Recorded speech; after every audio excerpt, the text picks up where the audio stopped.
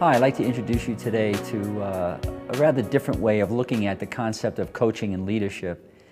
For the past 40 years, I've functioned in a capacity of being a leader or a coach in some way or other. I've been a teacher, I've been a coach in athletics, and even been an officer in the U.S. Navy during the Vietnam crisis many years ago.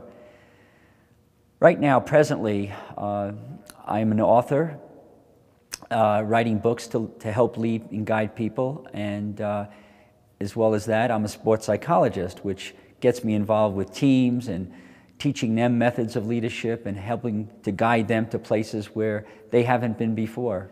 Of all these teams that I've worked with, 44 of those teams have been led to a Final Four in their respective sports, and 25 or more have won national championships.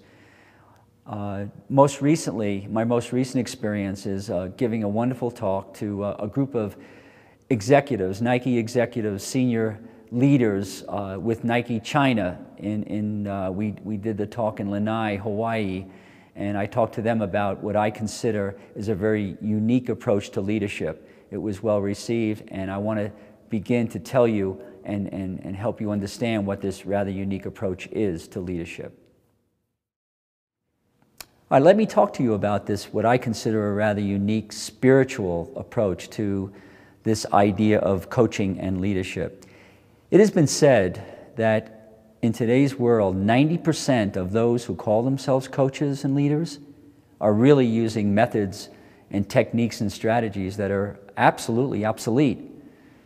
What we've known is that the real great leaders of today, the real great teachers, they inspire and they empower those whom they lead. In Chinese, the word for inspiration is Jingshen. Jingshen means to instill spirit. Now, the way you instill spirit is you have to create certain environments in order for that to happen. This concept of Jingshen, or to instill spirit, is really what my work is all about. In order to do this, we have to create environments that allow this to happen.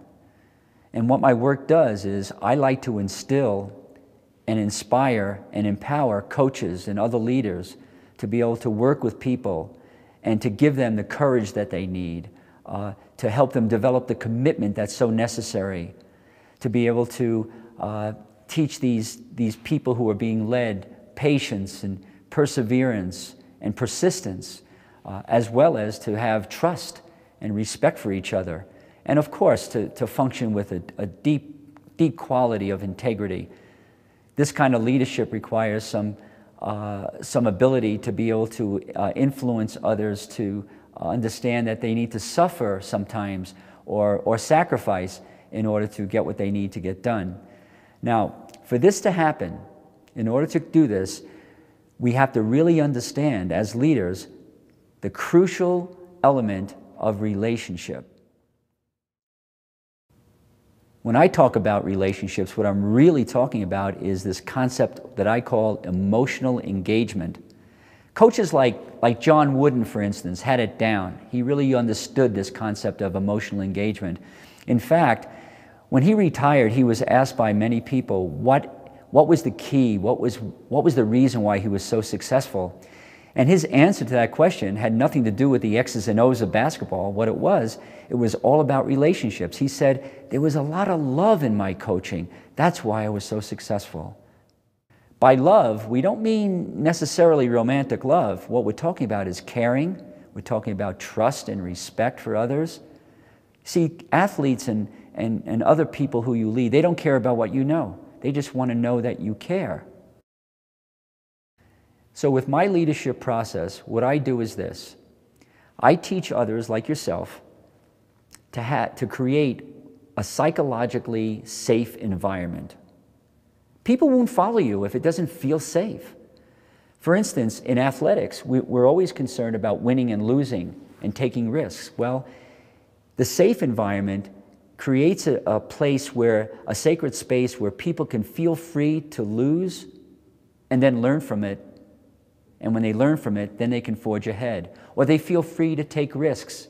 I often talk about the Ray Bradbury quote saying, when you're willing to take a risk, you're at the cliff, and then you jump and build your wings on the way down. As leaders, as coaches, we need to inspire and instill these concepts into those people who we lead. Now, once that safe environment is created, now you've got it, because what the people do is the followers will open up their hearts. And when they open up their hearts, you can step right in. And when you step in, that's when you really begin to influence people. That's when you really begin to teach them that they can be something other than ordinary. If you resonate with these concepts, I would love the opportunity to be able to serve you in this way.